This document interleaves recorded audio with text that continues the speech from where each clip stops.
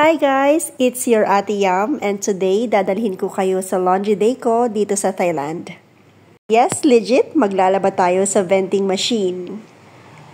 Kung curious kayo magkano at sulit ba, keep on watching!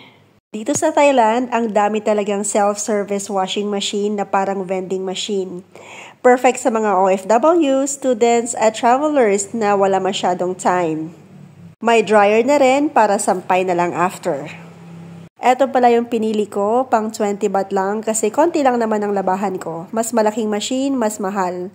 Pero mas marami kang mailalagay like 30 or 40 baht.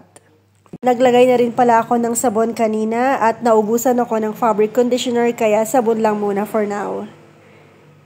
Yung duration, depende sa pinili mo. Ako pinili ko ay 1 hour. Ayan guys, fast forward, kukunin na natin ang ating labahan tapos na ang ating wash cycle. Super convenient nito, lalo na kung wala kang sariling washing machine. Ito yung real talk abroad life. Lahat DIY. From pagluluto, paglalaba, paghuhugas ng plato. Pero okay lang kasi every gawa mo para sa pangarap mo at sa family mo. Ito ang simpleng buhay abroad kahit paglalaba. Thanks for watching!